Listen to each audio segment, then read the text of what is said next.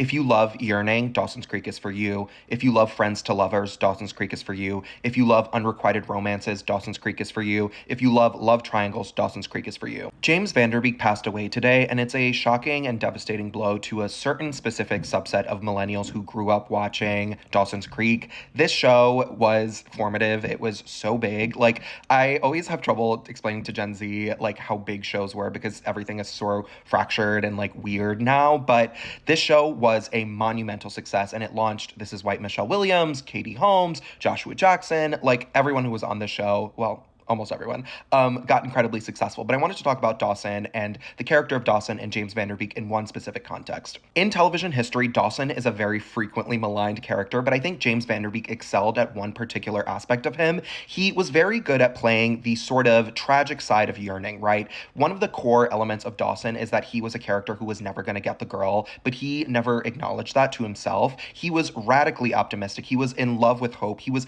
passionate and sort of obsessed with the future. He thought he was bigger than his small town, which they all were, but like he thought he was bigger than his small town. And in my Instagram tribute to him, I said that he was an actor who knew how to play the prickly side of genius, right? One of the core elements of Dawson's character was that he wasn't like bragging. He actually was very, very good at what he did, which was directing. He obviously eventually went on to become a director in the show, in the context of the show. And he never doubted his own genius, right? He doubted his ability to get a girlfriend. He doubted his ability to like make his best friend fall in love with him, but he never doubted his own talent. And I think that's what made him such a tricky character. He was furiously entitled because he knew that he was great, because he knew that he was excellent. He was like, I should get the girl. I demand to get the girl. And that was always what shot him in the face. And that's interesting, right? That's an interesting tension where you have this character trope who is a good guy, who is the best friend, who is like waiting in the wings, all of these tropes that you guys are obsessed with, and like turned it on its axis by like 40 degrees to make it a little bit dark, to make it a little bit curdled, to make it a little bit poisoned, but make it really interesting, right? People hate Dawson. And I was always someone who like sort of got him. As someone who was like deeply ambitious and deeply wanted to change my life, I fully understood him when I was a kid. He was a teenager. And so the character really spoke to a certain segment of like passionate, striving young people who were creative and just like wanted to radically change their lives.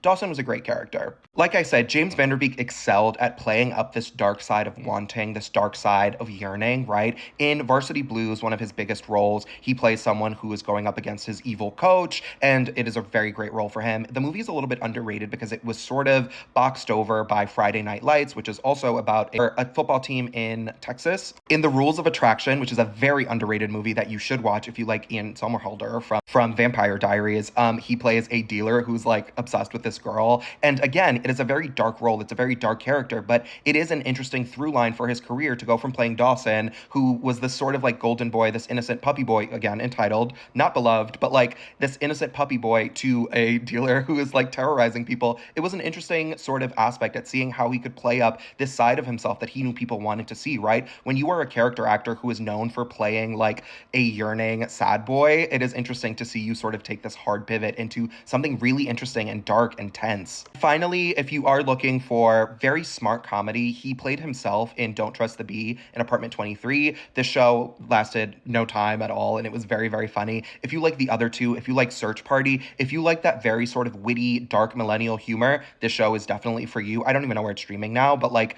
I loved this show, and he was able to sort of skewer his own ego, right? His career did not go as far as Katie Holmes or Joshua Jackson or obviously White Michelle Williams, who is incredibly famous now, but like he was able to play up that part of himself and say like, yeah, I'm a little bit of a monster. I'm a little bit ridiculous. And like my life didn't end up the way I wanted it to. And having that wherewithal to say, okay, life goes on, was a character strength, was a strength of him as a human being. And I cried when I found out he passed away. I'm not going to lie to you. I grew up watching Dawson's Creek. If people want, I will make a video about that show because it was deeply formative. It was like one of my favorite shows of all time growing up. But I'm very, very sad. He was an actor who knew exactly what he was good at. He was an actor who knew how to play up the dark side of ambition, the dark side of yearning, the dark side of entitlement. And like, I don't think he got enough credit for that while he was alive.